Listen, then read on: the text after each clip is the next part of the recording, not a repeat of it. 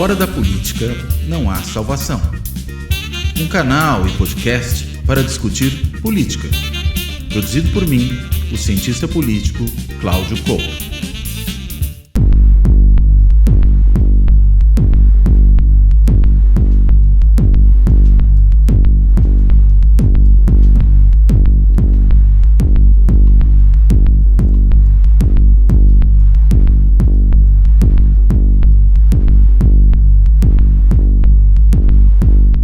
Este Fora da Política Não Há Salvação vai voltar ao tema da polarização política no Brasil.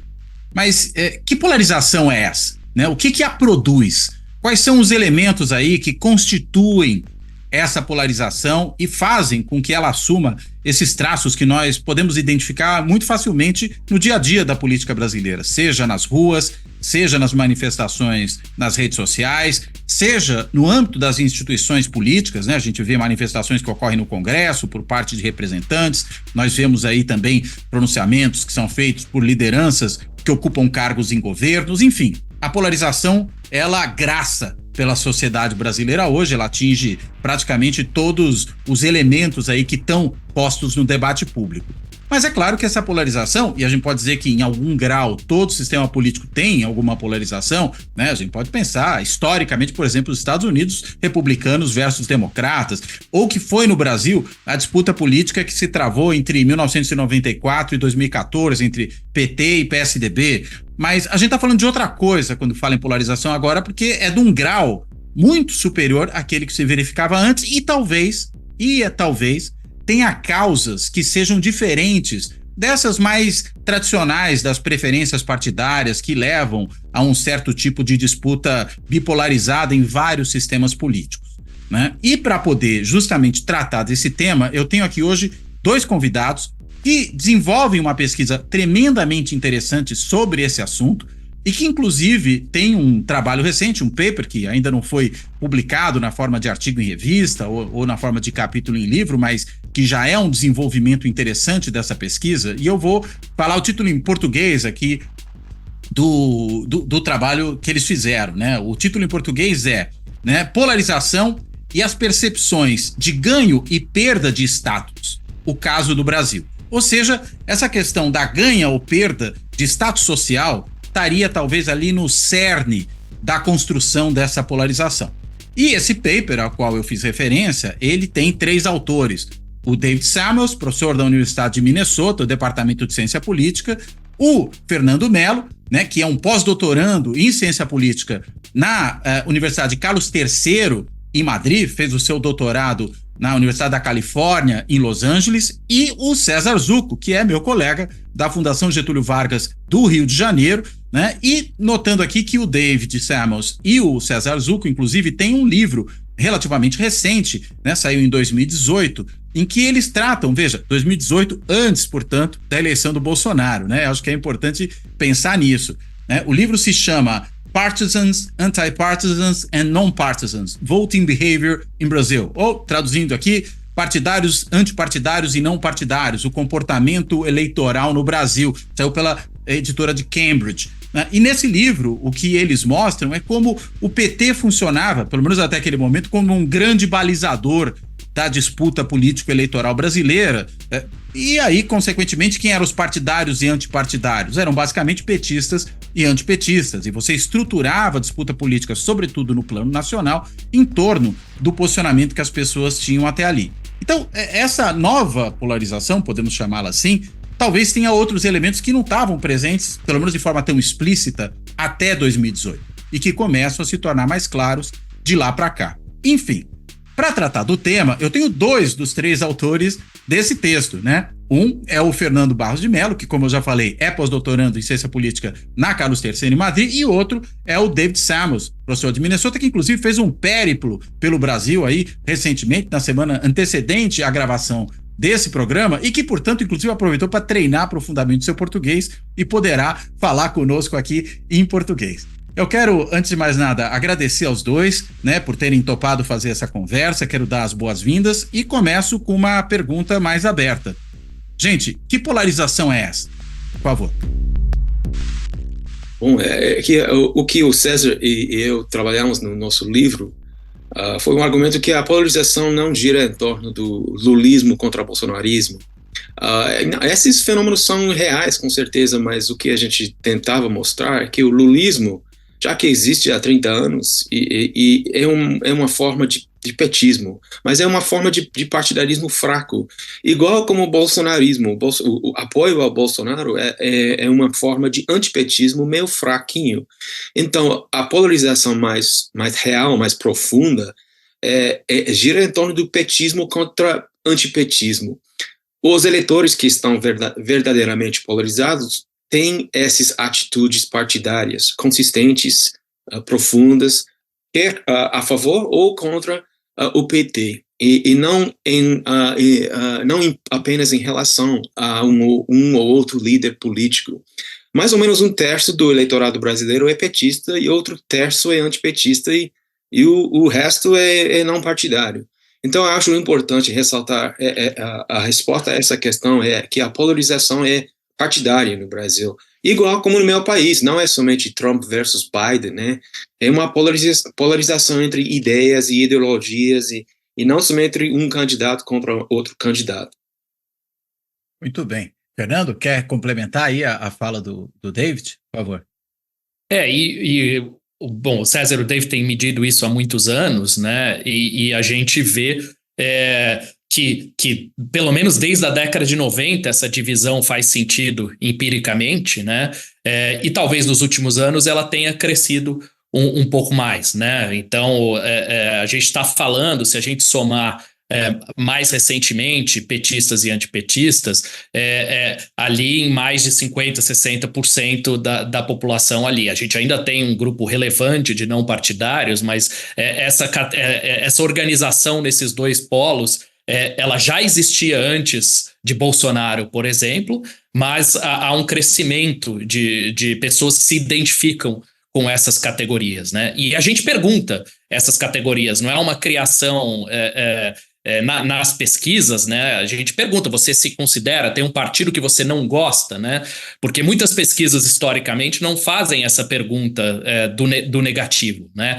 Colocam juntos as pessoas que simplesmente não têm uma preferência por algum partido, não têm um atachamento positivo, mas têm uma visão negativa de algum partido, com aqueles que foram chamados de não partidários no livro de 2018, que simplesmente nem gostam nem desgostam de um partido, né? Então, quando a gente olha os dados, a gente vê esse crescimento com o passar do tempo, mas essa divisão já existia desde lá da década de 90, bem antes de Bolsonaro, por exemplo, né? Agora, com Bolsonaro, ela muda em relação àquilo que era a polarização petismo-antipetismo, digamos, dos tempos tucanos?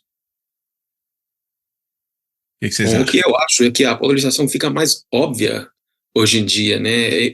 Mais profunda pode ser, mas o fato do PSDB ser do chamado centro-direita talvez disfarçou um pouco a polarização petismo, antipetismo.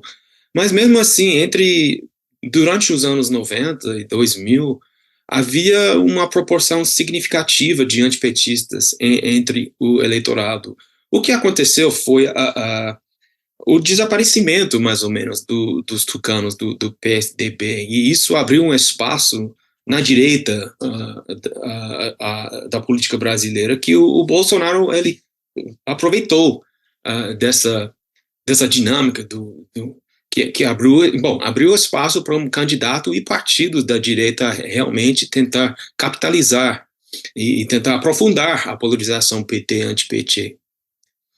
Agora, no artigo de vocês apontam um aspecto que vamos dizer, dá título ao artigo, que é esse sobre a perda de status ou ganho de status, né? O que isso exatamente quer dizer? Porque não é um processo, digamos, que começou agora, ou que começou em 2018, né?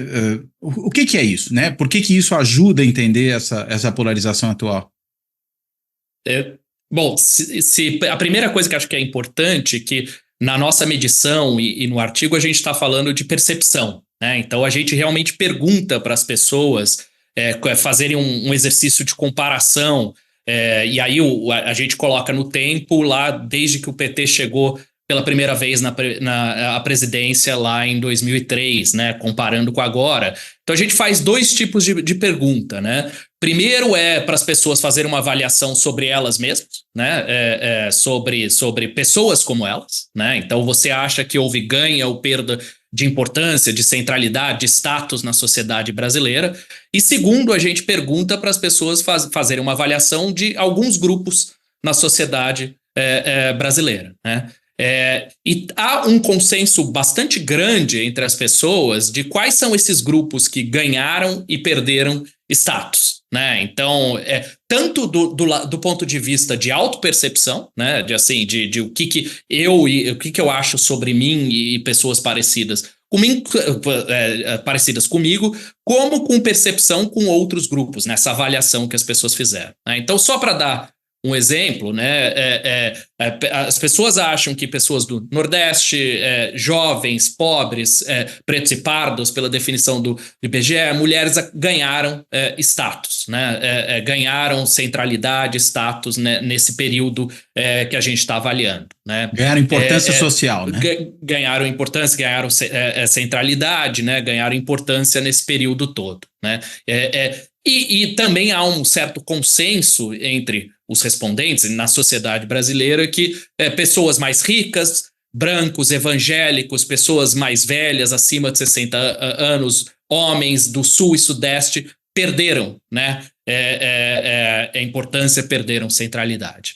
E aí a gente tenta amarrar isso com essas duas questões, né, com as questões de ressentimento por um lado e as questões do partidarismo por outro. Mas a gente pode ir quebrando isso ponto a ponto e passo a bola para o David pegar por ali. Bom, eu acho muito importante ressaltar que a questão de status não gira em torno somente apenas numa função de renda, a questão de renda. Essa ideia de que ameaça de status ou ameaças impulsionam a política reacionária é antiga. A ideia central é que mudanças sociais fazem com que as pessoas que acreditam possuir status social dominante também acreditam que vão perder terreno para membros de grupos anteriormente subordinados. Então, isso gera ressentimento e nostalgia nesses grupos, né? Então, essas percepções de status não são apenas uma função de renda, de ganhos ou perdas de dinheiro e salário, né? Mas também de gênero e de raça, de hierarquias raciais. Então, isso é a nossa hipótese central. As percepções de ganhos e perdas de status devem estar associadas ao partidarismo porque tem a ver com políticas dos governos petistas desde 2003, que visam atender às demandas sociais e o PT está sempre tentando melhorar as desigualdades, não melhorar, né, mudar as desigualdades e as hierarquias de renda, de classe, né, mas também de gênero e de raça na sociedade brasileira, que são de longa data, né? Aliás, é uma coisa interessante, né? Você falou que status não é renda. Enquanto o Fernando estava falando, quando ele falou de que é percepção, né? A primeira coisa que me veio à cabeça, eu falei, bem, mas status, por definição, é percepção, né? O status social que você tem é o status social percebido, que as pessoas percebem. Claro que você pode ter percepções diferentes, e acho que isso é um outro ponto interessante que vocês abordam no texto de vocês. Você pode ter percepções diferentes, e você tem percepções diferentes em diferentes grupos sociais, né, que vão olhar para a mesma coisa e perceber coisas de maneira distinta. Agora, renda é um dado objetivo, né? Quando você ganha ou deixa de ganhar, é aquilo ali, né? Você pode até mentir dizendo que você ganha mais, mas o dado objetivo continua posto. Agora, o status, ele vai variar tremendamente de acordo com o olhar que se lança sobre as pessoas e sobre o contexto, né, em que elas estão. É importante ressaltar isso, que o que a gente acha em grupos focais, mesmo nos surveys, é que uma pessoa de classe C, né, no Brasil sempre se fala de percepções de status em termos de classe A, B, C, e uma pessoa da classe C pode sentir um ressentimento de perda de status, né, mas mesmo sendo da classe C, né? Por quê? Porque ele está sentindo que está perdendo por outros que são de classe D ou E, ou não está ganhando para alcançar as pessoas na classe B. Então, a gente sempre recebe essa pergunta quando a gente faz a apresentação do paper, né? Mas a renda não é igual ao status, não, né? Porque uma pessoa de baixo status em termos objetivos pode mesmo sentir essa percepção de perda ou ganho de status. E além disso, né, eu estou pensando, né, você tem essa coisa de que, bem, eu perdi status em relação aos que estão abaixo de mim, né, o caso da classe C. Mas eu me lembrei aqui também das manifestações de junho de 2013, que a gente teve um fenômeno interessante ali, me parece, né, uma insatisfação grande, não só para quem foi para a rua, mas que as pesquisas, por exemplo, de avaliação do governo detectavam, e que, inclusive, se refletiram já nas pesquisas de intenção de voto de 2014, né? Quando você olhava a estratificação das intenções de voto de 2014, você via que havia um empate entre, no segundo turno, Dilma e Aécio. Estava ali 50-50, né? A Dilma ganhava nos de mais baixa renda, perdia nos de alta renda e empatava na classe C, que foi justamente a classe que cresceu nos anos de governo petista, né? Ou seja, a gente podia dizer que boa parte daqueles que estavam na classe C eram justamente os emergentes. Não obstante, a popularidade do governo ali não era tão grande. Talvez uma explicação ali em 2013, eles pararam de crescer, pararam de ganhar. É muito possível que você tivesse ali uma perda, eu diria, não sei se vocês concordam com isso, de um status esperado. Ou seja, eu estou subindo e a minha subida vai ser ainda maior, de repente não é. Pode ser. Aí vem a frustração, né? E também no comparativo, né? Eu posso estar até continuando tendo ganho, mas outros grupos estão ganhando ainda mais. E aí que a gente tenta conectar com certas políticas públicas também no paper ali, né? Objetivamente, mas também simbolicamente, quem que ganhou nesse período todo com essas políticas públicas. Né? Quer falar um pouquinho delas, Fernando? Para a gente poder pensar um pouco, né, em como essas políticas públicas afetaram essas percepções? Muito, a gente sempre pensa bastante no Bolsa Família, mas aqui a gente está focando em outros casos, né, que tem impacto objetivo, mas também pode ter impacto simbólico, como cotas nas universidades, né, salário mínimo acima da inflação, uma série de políticas públicas que podem ter relação direta com essas percepções que a gente está conversando aqui, né? E depois a gente tenta conectar essa percepção de status com aquilo que a gente começou falando, né? Quem que olha e vê uma percepção de ganho ou perda de status vai se conectar com um lado ou com outro dessa polarização que a gente conversou, né? Então, aqueles indivíduos que sentem que ganharam status, importância, eles tendem a se identificar desproporcionalmente mais como petistas, né? E aqueles que acreditam que perderam essa importância, esse status, tendem a se identificar desproporcionalmente mais como antipetistas, né? Então, só para dar alguns números ali, né? Então, por exemplo, quem acha que, entre aqueles que acham que ganharam status, importância, a probabilidade de se declarar petista bate na casa de 50% ou mais, né? Enquanto que a probabilidade de você se autodeclarar, você ter uma identidade como antipetista, cai para a casa dos 15%. Né? Se a gente olhar para o lado oposto dessa moeda, né, entre aquelas pessoas que acreditam que perderam status e importância, a probabilidade de você ser um petista cai para 5%. Né? Enquanto que a probabilidade, a chance de se declarar como um antipetista sobe para a casa dos 70%. Né? Então, aqui é a primeira conexão que a gente faz, né? A gente conversou sobre essa questão do status, a gente conjecturou um pouquinho aqui sobre a questão das políticas públicas, e quando a gente olha o que isso significa para essa divisão da sociedade que, como a gente argumentou, existe desde a década de 90, tem claramente uma divisão entre perdedores e ganhadores, para que lado que vai do espectro partidário por aí, né? Agora, oi, pode falar, David, depois eu Não, faço eu a acho pergunta. importante dizer uma coisa que a gente está conversando com pessoas petistas e antipetistas em grupos focais, né, que vão além do que você pode descobrir de um survey, né. O que eu acho muito importante e interessante, intrigante, que o petista, quando está falando de oportunidades para ganhar status na sociedade, fala muito das oportunidades da educação, da expansão da educação nos últimos 20 anos. E o petista relaciona essas oportunidades ao partido do governo, ao partido do Lula, ao PT.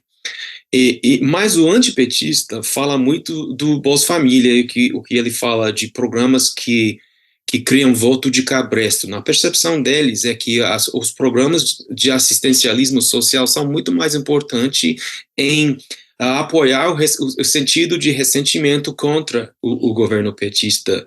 Não é que o FIES ou ProUni que é não importante para eles, mas que outras políticas públicas ligadas ao governo petista são mais importantes no fomento a esse sentimento antipartidário, antipetista. É importante ressaltar que são razões distintas para os sentimentos partidários.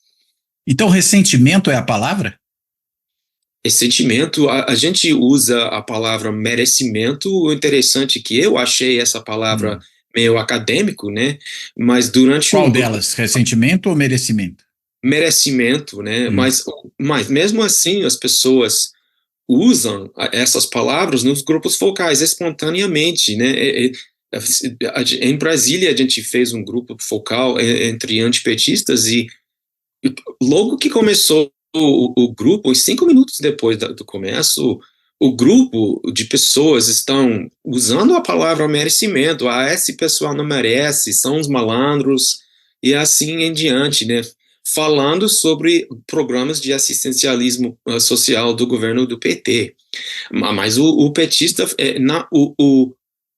a conversa entre petistas não é o outro lado da moeda, assim, não é que essas pessoas merecem.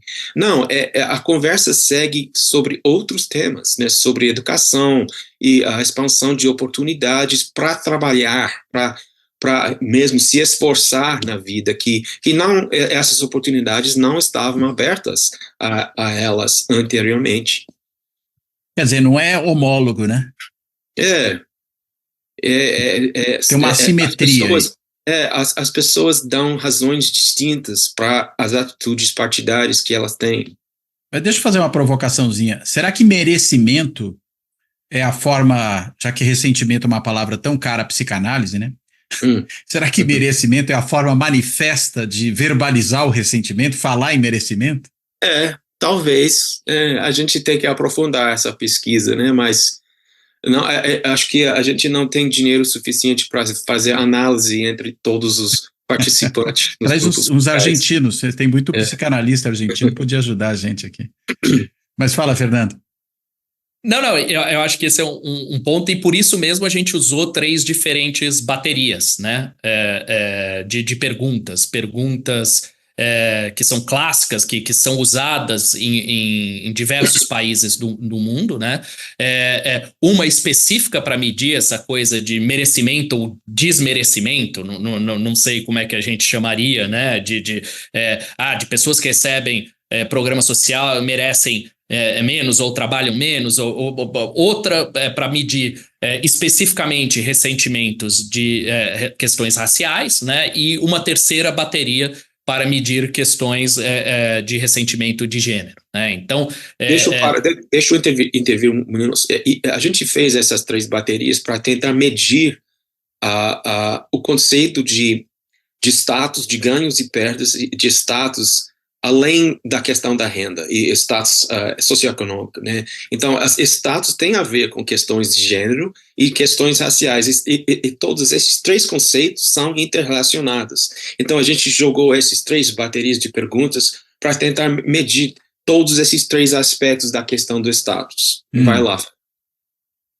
Vai lá, Fernando. Não, exatamente. E o que o David falou, né, empiricamente, essas 3 questões, elas são relacionadas, né? Tem uma correlação ali de 0,42, mas não significa que todo mundo vá na mesma direção nas três coisas, né? Então, tem dimensões diferentes aí que vão para além da renda, como a gente falou, e vão para além de outras questões, né? E aí a gente chega na segunda perna, né? Que é tentar conectar essa questão que a gente começou a conversa, né? Desses dois grandes grupos, né, partidários, antipartidários, petistas e antipetistas, com essas diferentes escalas de ressentimento, né? E aí a gente vai achar o segundo ponto empírico que junta essas duas coisas é que aqueles que perderam, né, e que a gente já tinha notado antes na nossa conversa, que quem perdeu tende a ser mais antipetista, também pontua bem alto nessas diferentes escalas de ressentimento, né? Ao contrário, né, aqueles que têm a percepção de ganho e que a gente já conversou alguns minutos atrás, tendem a ter uma probabilidade maior de ser petistas, né? Pontuam menos, pontuam abaixo nessas escalas, né? Então, se a gente quiser fazer um pequeno agrupamento aqui, entre os que têm alto índice desses ressentimentos, você vai ter uma probabilidade baixa ali, na casa dos 5% de se autodeclarar petista e uma probabilidade bem alta, na casa dos 80% de ser antipetista, né? Se a gente mudar a moeda para o outro lado, aqueles que têm um baixo índice de ressentimento vão ter uma probabilidade quase 60% de estar entre os petistas e uma probabilidade baixíssima, né, ali na casa dos 10% de estarem nesse outro grupo, né? Então, a gente vê que essas coisas estão caminhando juntos ali por esses diferentes motivos que o David estava falando. Deixa eu só esclarecer para o pessoal que a definição desses três índices, a percepção de merecimento sobre questões de assistencialismo social é a percepção de que os benefícios dos programas de assistência social moldam o senso de responsabilidade pessoal e social dos beneficiários. É uma bateria de perguntas, de 5 perguntas utilizadas em outros surveys nos Estados Unidos e outros países para criar um índice de percepções de merecimento sobre questões de assistencialismo social. A questão de ressentimento racial é definida como a medida em que um eleitor reconhece e simpatiza com atitudes racistas implícitas. Então, implícitas. Não é como eu não gosto de negros, tipo, as pessoas negras podem se esforçar igualmente como os brancos, é uma questão de só se esforçar mais, né? Tipo, de dizer esse tipo de coisa em vez de explicitar o racismo. Você racismo pode concordar ou discordar. Camuflado, né? Temos uma escala de concordar ou discordar com esse tipo de pergunta, né? Então, novamente, criamos um índice a partir de uma bateria de 6 perguntas usadas em outros surveys. E, por fim, a questão de ressentimento de gênero, a gente usou um índice chamado de sexismo hostil. Hostil. Estou esgotando a cota de palavras em português. Hostil. É definido como aprovação ou reprovação contra mulheres que procuram quebrar padrões tradicionais, né, de dominação masculina. Tipo, é outra bateria de perguntas usadas em outros surveys em outros países. Então, o Fernando já explicou a correlação que a gente achou, então eu estou tentando definir os índices para explicar mais a correlação observada. Agora, esses sentimentos ressentidos, vamos colocar aqui, eles não surgiram agora, né? Eles já estavam, imagino eu, presentes aí há muito tempo. Acho que 2013 já era uma coisa assim. Até me lembro de uma conversa que eu tive com um grupo de pessoas no ano passado e falando algo exatamente nessa linha. Não tinha os dados de vocês, mas tinha uma percepção de que 2013 também foi, em grande medida, motivado e por conta do inconformismo de muita gente com essa mobilidade social grande que mudou. Eu não usava o termo Estado, falava a distinção social das pessoas, estava usando mais a expressão burguesiana do que propriamente essa ideia de Estado, né? Muda a distinção. E aí eu fui interrompido por uma pessoa, que é um economista até bastante conhecido do público, mas não vou mencioná-lo aqui nominalmente, que falou, mas você está dizendo então que os ricos ficaram chateados os pobres subirem na escala? Eu falei, isso que eu estou falando, mas isso é um absurdo, tá? O cara não se conformou com a história.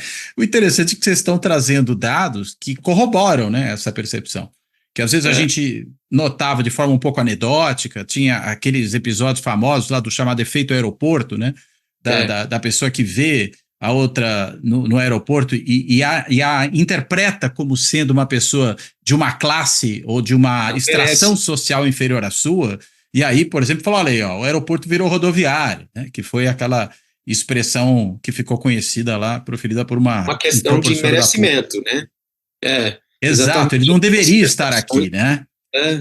Ou outro falar, acabou-se o glamour, né? Essa gentalha está entrando aqui. A gentalha por minha conta, o acabou o glamour, realmente o sujeito escreveu no Facebook, né? Mas a leitura é essa, né?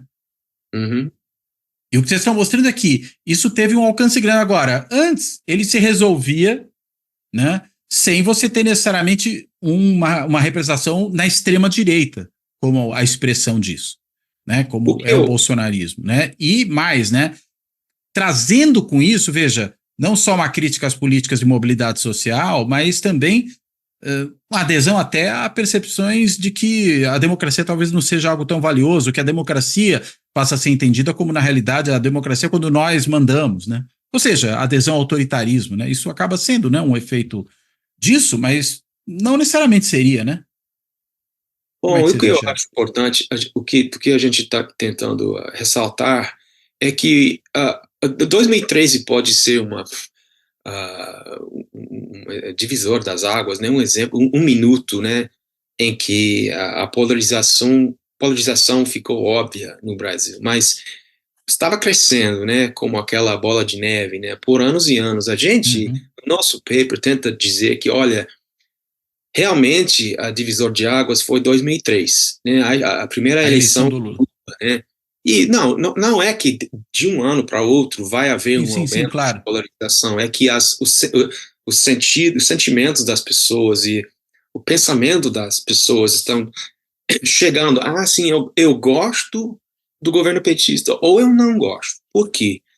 Não é somente porque eu gosto ou não do Lula, mas é porque eu gosto ou não das políticas do governo petista. Eu gosto do Bolsa Família, eu recebo o Bolsa Família. Ou é que eu não gosto, essas pessoas que não devem receber do governo. Isso era dito com de forma mais explícita lá em 2003, 2004, né? Depois isso foi sumindo do debate público, pelo menos, né? Talvez as pessoas falassem em privado. Então, antes de 2003, claro que essas atitudes existiam no Brasil, o racismo, o machismo, né? O elitismo, o classismo, como se chama, né? Mas a expressão desses sentimentos ficou meio escondida, né? Mas depois de 2003, as pessoas que não gostam desse tipo de governo com essas políticas públicas, eles tiveram um alvo, né? O partido, o Lula no topo, mas um partido controlando o governo. Então eles podiam dizer, sim, agora eu tenho uma expressão para esses meus sentimentos que eu não gosto deste partido, né? E pode surgir uma expressão meio legítima, né, no campo democrático, assim, eu vou bater na mesa e dizer que eu não gosto desse partido, por quê? Porque estão mudando o país num jeito que eu não gosto, eu não, e a pessoa não se beneficia, né? Então, são as políticas públicas especificamente postas em prática pelo partido do PT que realmente foi que impulsionou, né, o ressentimento após 2003.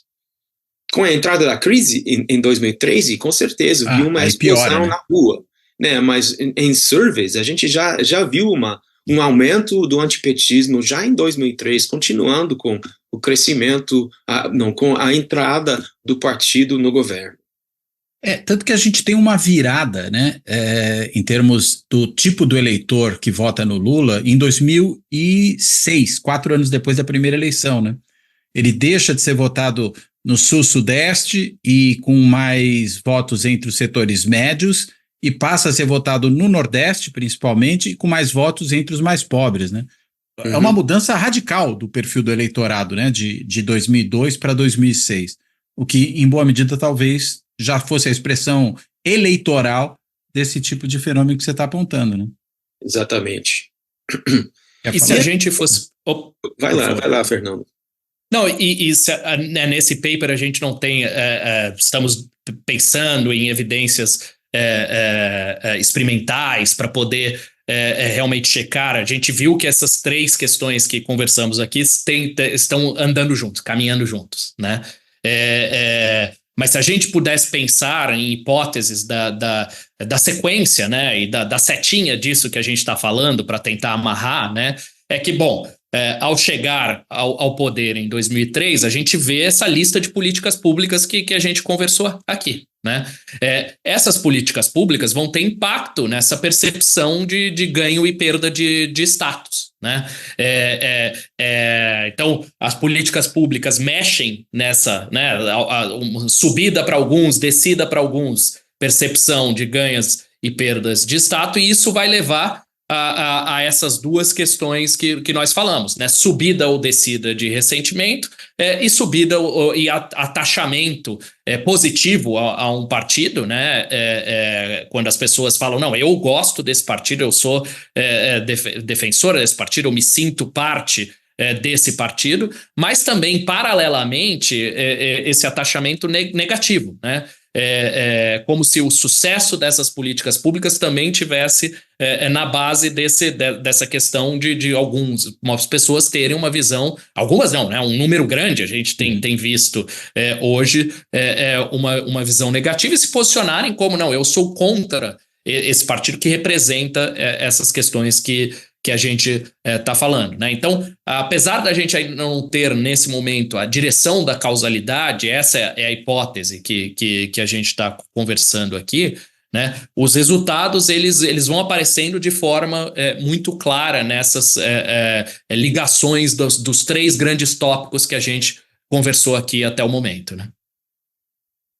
E de que maneira isso vocês imaginam que tende a se refletir nessa estruturação do processo eleitoral no Brasil para os próximos anos? Porque, enfim, a gente parece que tem hoje 2 polos também muito consolidados, muito cristalizados, inclusive do ponto de vista de quem é que vai fazer as disputas nacionais. Até agora, na eleição municipal desse ano, a gente tem visto, pelo menos nas capitais, nas cidades maiores, onde talvez a nacionalização da disputa tenha um pouco mais de efeito do que em locais menores, onde você tem as questões propriamente locais com muito mais proeminência, mas você vê essa tendência a fazer essa ponte da disputa nacional com a sua polarização ideologicamente mais radicalizada no plano local. Vocês entendem que isso, vamos dizer, vai tender a consolidar 2 grandes blocos de eleitores no Brasil? A gente vai ter, um pouco como os Estados Unidos têm os estados vermelhos e azuis, né? A gente corre o risco aqui de ter não necessariamente só estados vermelhos, embora a gente acho que em alguma medida já tenha, né? Apesar do sistema eleitoral ser outro, não tem colégio eleitoral, não leva o estado inteiro, tudo bem, tem todas essas diferenças, mas as preferências majoritárias em certas regiões e também em certos grupos sociais vai ficando cada vez mais clara, né? Isso veio para ficar? Pode falar, Fernando. Tentar falar do futuro eu sempre tenho dificuldades, sei, né? Para onde a seta está apontando, né? Para onde a direção do carro está virada, né? Acho que isso a gente pode dizer. Não, eu acho que o que a gente já sabe, né, pelos dados que a gente tem visto, é que essa divisão ela estava lá desde a década de 90 e ela tem se aumentado e, se não se consolidado, ficado mais clara, né? Até porque certos partidos, certas figuras políticas como Bolsonaro, como governador de São Paulo, se colocam mais essa coisa, né? Eu estou aqui fazendo uma oposição direta, eu sou anti, né? Eu sou anti-PT, eu sou do lado oposto, né? Eu me lembro do Fernando Henrique logo depois de sair da presidência, ele deu uma entrevista que ele falava: o Lula nunca me chamou para tomar um café. Né? Essa turma, né, ativa de uma outra forma. Eu nunca iria tomar um café com o Lula.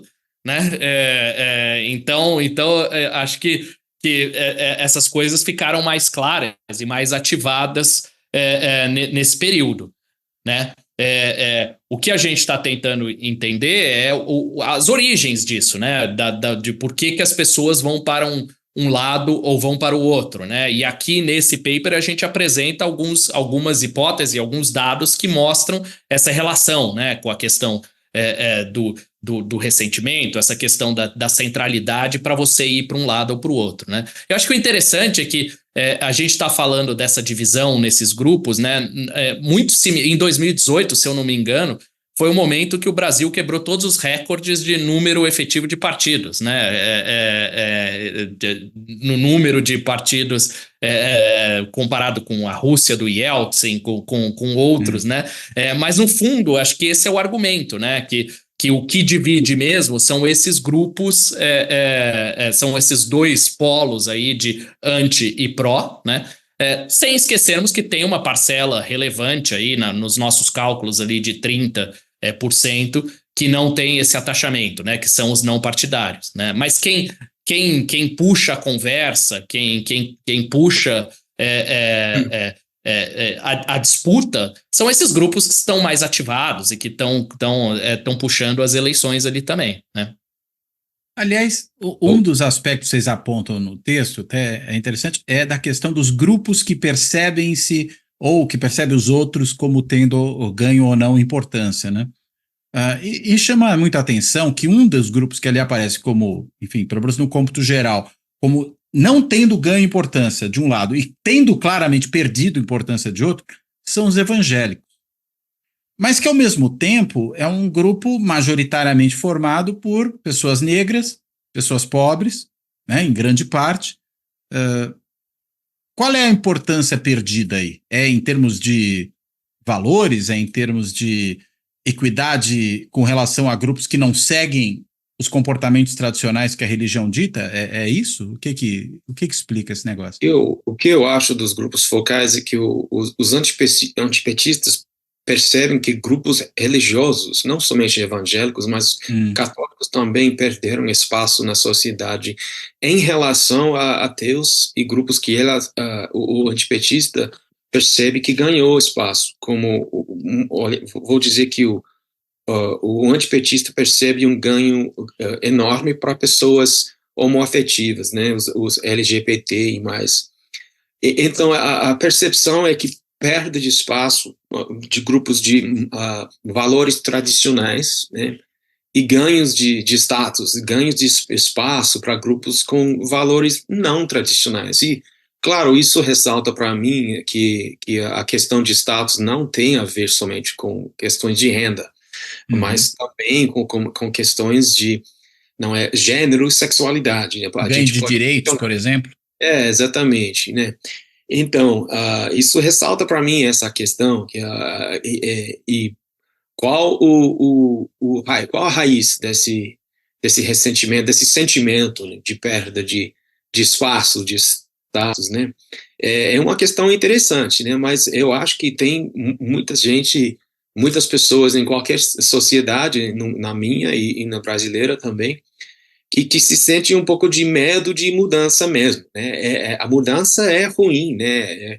É medo do futuro, o que vai acontecer com minha família, com meus filhos, minhas filhas, e não é que eles odeiam essas pessoas, mas é um certo medo que surge, e que eles colocam a culpa pelo medo que eles sentem no governo. Por quê? Porque o governo está lançando políticas de igualdade de gênero, igualdade de pessoas de preferências sexuais diferentes, e assim em diante. Então, é importante ressaltar esses sentimentos que não tem nada a ver realmente com a questão de classe socioeconômica.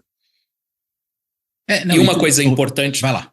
Por favor, que uma coisa importante disso que o David está falando é que essa questão da ligação entre o sentimento de perda, né, e a polarização, ou tomar um lado, é é bem documentado em outros países, né? Né? Na Europa, nos Estados Unidos. Exatamente. Uma das novidades aqui é que a gente também olha... Por exemplo, a questão da imigração, que, né?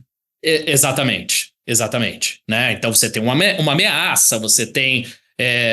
mas pouca eles estão evidência... pegando o meu lugar, né? Exatamente. Mas o outro lado da moeda, né, que a questão também da sensação de ganho e de também tem impacto para grupos diferentes, né, havia sido pouco explorado, né, na literatura, né? Então acho que esse é um outro ponto importante aqui dessa nossa conversa, né, que você tem sim o lado da perda, o lado do ressentimento que leva para um caminho ali, para um lado desse polo que a gente conversou. Mas esse reconhecimento, essa visão e essa percepção de ganho de status também tem impacto para uma parcela grande da população brasileira, né? O que a gente não vê muito. Eu até tenho um paper como editor de uma revista acadêmica, um paper dizendo que não existe evidências de uma relação entre as percepções de ganhos de status e partidarismo na questão da polarização mundial. Então, eu acho um caso brasileiro muito interessante, muito mesmo porque eu acho claramente existe uma correlação entre percepções de ganhos e partidarismo e polarização. Então, a gente pretende circular o nosso paper entre os que estudam nos Estados Unidos, né, a Europa, né, para dizer, olha... Para mostrar que não é bem assim. Mas eu queria voltar à sua pergunta, Cláudio, sobre essa questão do bolo de cristal, né, sobre o futuro, a polarização geográfica, né, as divisões regionais estão surgindo, né? Tem esse papo de vamos ter um movimento separatista nos estados do Sul e Sudeste, por ali. Pois é. Só uma coisa, não é bola de cristal, tá? Para onde o vento está soprando. Ok. Mas essa metáfora, né, é talvez melhor, porque o vento pode mudar de um dia para outro, sim, né? Claro. Não politicamente, não um dia, mas de um ano ou década para outro, né? Sim. Em 2018, quando o Lula estava indo para a cadeia, eu e o César estavam pensando, será que o nosso livro vai ser um livro de história? Já, né? Mas acho que não, né? O Lula pode concorrer de novo agora, mas o problema, eu sempre digo, olha, o Lula tem investido muito o PT tem investido muito nas eleições presidenciais, e relativamente pouco na questão da organização partidária e no investimento na marca do PT. Hoje em dia, a gente está tentando descobrir o que é a marca do PT para o eleitorado petista, mas mesmo assim a marca do PT tem a ver com essas questões identitárias, ou tem a ver com a questão da classe social, ou ambas, né? É muito difícil identificar, né, o sentido do petismo. Tem vários sentidos do petismo para vários grupos demográficos no país. Agora, as divisões regionais estão aumentando, né? Mas as divisões demográficas não são tão fortes, são mais ou menos frágeis em comparação com, por exemplo, a questão demográfica nos Estados Unidos. Ser sulista e branco nos Estados Unidos quer dizer que você vota republicano. Mais ou menos 80%, 75% dos homens dos estados do sul do país são republicanos. Mas há 50 anos, todos eles eram democratas, né? Mas os partidos mudaram de lado, né? Os partidos mudaram de lado e podem mudar de novo. Agora, o vento está soprando por um lado no Brasil, mas pode soprar para o outro lado também, né? O partido, o PT, tem que tomar consciência que pode consolidar esses grupos, entre esses grupos demográficos ou não. Eu já tenho ouvido que o governo Lula está tentando aparecer entre mulheres e pessoas não brancas, porque o Lula sabe que ele se sai bem eleitoralmente entre esses grupos, mas o partido também, agora eu não sei, né?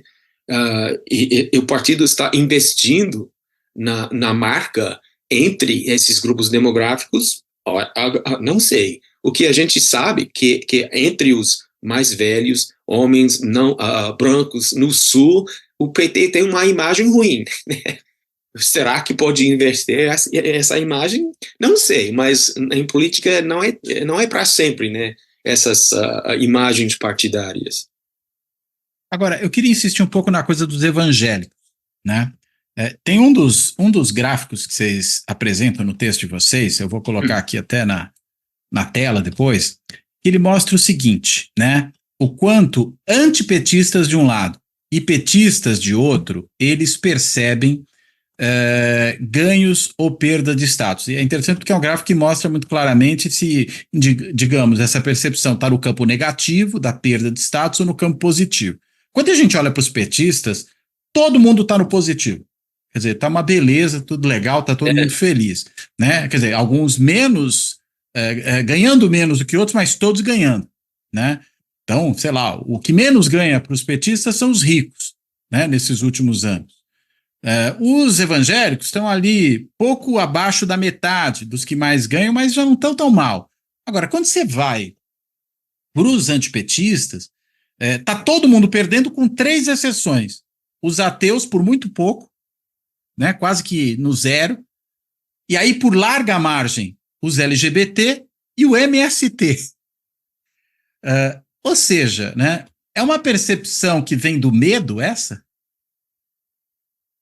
Pelo menos no caso dos antipetistas, quer dizer, aqueles grupos que me ameaçam, né? Quem que me ameaça? Os LGBT ameaçam, se eu sou um conservador e tudo mais, eles me ameaçam nos meus valores e tal, né? Não quero ver que meus filhos vejam pessoas do mesmo sexo se beijando na rua, esses tipos de frase que você ouve as pessoas dizendo.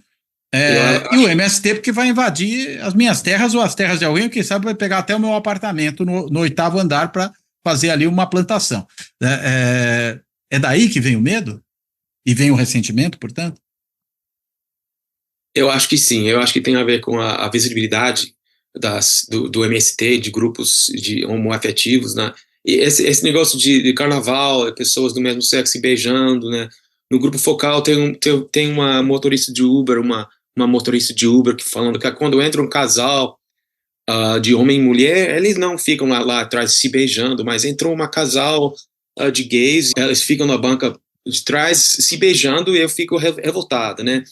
E entre os grupos focais de antipetistas, o ressentimento contra esse tipo de demonstração pública de afeto entre pessoas gays foi óbvia para mim. Mas falando da religião, né, nos grupos focais eu achei muito interessante como o petista fala sobre religião. Eu achei muito estranho, nos grupos focais, os antipetistas mesmo não falavam sobre religião. Falavam sobre ressentimentos contra os gays, mas eles não ligam essas questões morais à questão religiosa. Mas os petistas, agora, são grupos focais de 10 pessoas, né? E a gente já fez uns 6 grupos. Mas os petistas falavam muito sobre liberdade de religião, que melhorou durante o governo Lula. E, na verdade, para falar a verdade, não entendi mesmo o que eles estão falando, mas uma pessoa deu um exemplo. Antigamente, na escola, na primária, né, a gente teve que fazer aulas de religião, e forçada, né, mas hoje em dia não tem mais. Né, a gente tem mais liberdade de dizer não, ou aí era uma igreja evangélica ou católica, uma igreja católica, e as pessoas gostavam dessa mudança na sociedade, ou de se dizer ateu, agnóstico, né? Então, os petistas estavam falando mais sobre religião do que os antipetistas. Então, isso pode explicar a percepção de ganhos de status para pessoas religiosas, para os petistas. O antipetista acha que o evangélico é um grupo mais homogêneo. Homogêneo. E percebe perdas de status para esse grupo durante os governos petistas. Acho que porque tende a ligar a questão da religião a questões da moralidade tradicional. Mas isso eu assumo que precisa mais pesquisa para entender a lógica dessas interpretações distintas. E para ter certeza de que é por aí mesmo, né, Exatamente. que a coisa se dá, né? Porque você pode ter gente que, vamos dizer, tem homofobia, vamos colocar aqui, mesmo que isso não venha de fundamentos religiosos, vem simplesmente de uma moralidade laica, mas que está presente. Acho que você ia falar alguma coisa, né, Fernando? A gente coloca a questão religiosa no grupo focal, mas os antipetistas não falam sobre religião. Achei meio estranho. É porque a sabedoria convencional é que, ser antipetista quer dizer que você é evangélico, né? Não, isso também não é verdade. Para nós, embora o inverso seja mais ou menos verdadeiro em alguns exatamente, casos, né? Sim. Fernando, acho que você ia falar alguma coisa, né? Não, eu só ia completar que isso é uma questão empírica, por isso que a gente continua né, coletando dados, porque existe um mundo que as pessoas podem pelo menos ter algum, não é o que a gente acredita, né, mas existe uma possibilidade que as pessoas têm algum ressentimento por algum motivo e fazem a sua avaliação de status por conta disso, né, a seta ao contrário do que a gente estava conversando, né.